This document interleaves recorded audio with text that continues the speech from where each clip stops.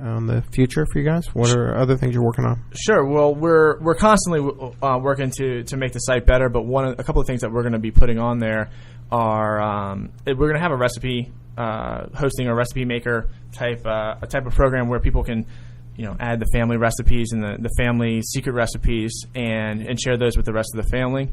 And we're also going to institute a wish list function where people, family members can go on there and let us know about and let the rest of their family know what they want or looking for maybe for the different holidays and for their birthdays and other special occasions. And that actually ties back to one of Annie's questions before, was where are we going with our advertising? And what we want to do is we want to connect our wish list functionality with specific advertisers or affiliate advertisers. Is there a way to plan events and reunions, those kind of things? There is, and the event functionality right now is set up for kind of one-time events. But what we want to do in the future is expand those out to they can be family vacations and they can be reunions, like you're saying. And you can know when cousin Janet's having the wild, co-ed party at college too. Sure. Why not? I'm just trying to relate to Lee here. Thank you. Making sure that he's got his keeping him in the conversation. Making sure that he's still around. Yeah, we don't want to bore him too much here with the G-rated thing. It's just a horrible thing. Anyway, no. As far as it's all concerned, when somebody comes to the site and sets things up, you mentioned that it's it does have its privacy to it. What has ShareFam done to help ensure that? Because I know that's a big question for a lot of people. They hear things about the social networks that are out there, and they get very concerned about it. What's the best way to explain to them that you are secure, and how are you secured? Well, I think that one of the things that we do is the only people on our site that you're interacting with are your family members that you can see. And so, like we said, certain family members are blocked, but if you can see them, they can see you. If you can't see them, they can't see you on our site. And we have in our sites, set up with the latest in security for social networks. But also, it's just a matter of we don't allow our users to share outside of our network, because a lot of the other social networks have done that, and that gets into other issues where your page on Facebook or MySpace is searchable on Google, and we don't even really allow that. We think that families need to have a private place where they can share their right. Their this family isn't events. For search engine optimization. This is to facilitate family relationships. No, exactly. Now, when the family, so how does it work? Take me through. Say I'm going to put my family in there. Is it usually one person's the point person, then puts everybody's email and sends an invite to everybody? Or is it something where you just tell people and they have to physically come there and you give them a username and password or something? Well, no, there is actually a one point person that will invite. Most of our families are started by one person that invites 10 family members, and they can invite from their immediate family to their aunts and uncles and cousins, and you can keep going if you'd like.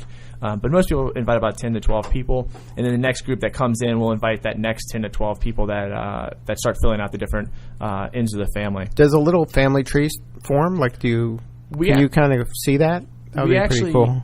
We actually do not have a family tree on our site, and on purpose. And the reason why we don't want to have a family tree site on our family tree on our site is that we want to promote an interaction with the family members that you currently have. We think looking at your ancestry is an amazing thing. It's very interesting, and you can always add those things to this site. But what we feel like what we want to do is we want to create that connection around a kitchen table, that kind of culture, that kind of atmosphere to connect really with the people that you're here living life with now.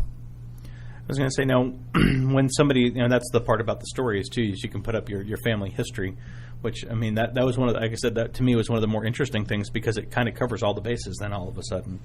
Exactly. It can be, how did your family get to the United States, or the funny story about when your dad was 3 years old and something crazy happened. I was going to say, and the skunk and Uncle Billy. Exactly. You never know. Or the chainsaw and Uncle Ken. Exactly. there's all sorts of I don't have an Uncle Ken. No, not anymore. Yes, exactly. Sorry, son, sit down. That's when you need to hear a little bit more in detail. You're old enough now.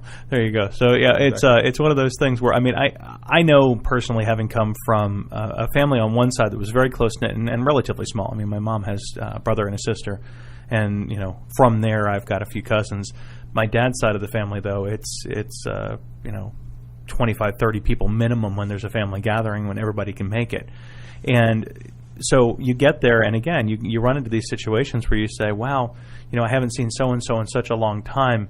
And I mean, I've had the embarrassing incident of calling one of my cousin's significant others by the wrong name from the former girlfriend, and I'm like, "Hello, that was 2 girlfriends It's been ago." a while. Yeah, that kind of thing. I always practice I don't say a name unless I'm 110% sure. So I've tried to stay away from that, but it's one of those that I probably should take better to heed. But now, when somebody comes to you, what are the comments you're getting on the site at this point, Dean? What do they have to say? What kind of reaction are you getting?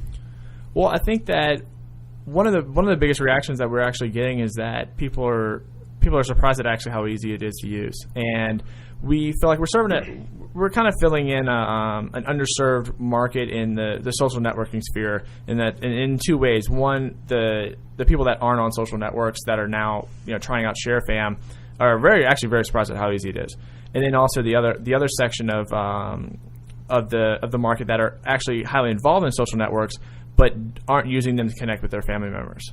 And I think that a lot of them, the main focus of their comments has been the amazing design that we have on the site, and the usability and the user interface is just amazing.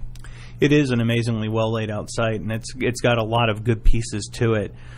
When you're out there, again, you mentioned one person might send to 10 and that kind of thing. What's the average size of a family on the network? Well, for an actual family network, which can or cannot be all interacting at the same time, it's probably about 20 right now. But we're definitely putting things in place to make sure that those grow and that we're making the invitation process significantly easier. And as a new website, there's always issues with sending invitations, and kind of what Lee had mentioned before is what's the invitation process look like. When you invite someone, sharefam.com, it generates an email to them with their login information. We've since had to add that login information so that family members can send it to them themselves too, because we have all these issues with emails. Oh, with them getting bounced? Exactly. Right, so they don't know who ShareFam is, so it blocks it. They don't even see it. Right. Exactly, and then, a lot of times it's from the ISPs. Right, it has nothing to do with you. And then this way, if you send it to the person who's facilitating, they can just send an email blast through their own personal email. Exactly. And then kind of eliminate the ISP. It's helped out immensely in the growth of our family members since we've instituted that. Yeah, I'm sure that's a great idea. Excellent. Well, Dean, what does somebody do to sign up with sharefam.com? Well, if you show up at sharefam.com, and ShareFam is SHAREFAM. And you guys are open from when to when? Pretty much from now till whenever. Forever. Till forever. 24/7. 24/7. And we actually have a ton of people that will sign up in the middle of the night, which is just mind-blowing. But we are open 24 hours a day. And if they show up at sharefam.com, they can take the tour and get an understanding of what the site looks like and what are the features that we talked about today. And it's a quick sign-up process. Yeah, like within how many minutes can I be signed up? Within a couple minutes? It matters how long you spend on the tour, but if you want to skip that, in a matter of 20 seconds. Wow. Wow. Good stuff. I was going to say, no. Anything else we need to cover? Anything else you want them to know?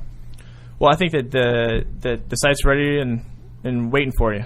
All right, excellent. Well, I would encourage everybody to jump on out and check this out, because I think that one thing we have lost touch with in this society, the way things stand, is the interconnectivity that we saw a couple generations ago. And the internet, for as great of a tool as it is, actually has been part of that dividing wedge. And this is one way to bring everything back together in a pretty nice way that way. So, again, Dean, thank you very much for being here, and congratulations on a great project. Well, thanks for having me, Andy. This is fantastic. Thanks, great job. All right, excellent. Well, this is Uniqueness is Power, your business growth solution show. Next week, we're going to be back. We're going to be coming in, and we're going to be talking about building affiliate programs and building up sponsorships. We're going to talk about some affiliate building software. We're going to have Chuck Carey from Compendium here, and Evan Sohn, founder of Sales Connects, is going to be on with us as well. Until then, we'll see you, and I hope you have a great week.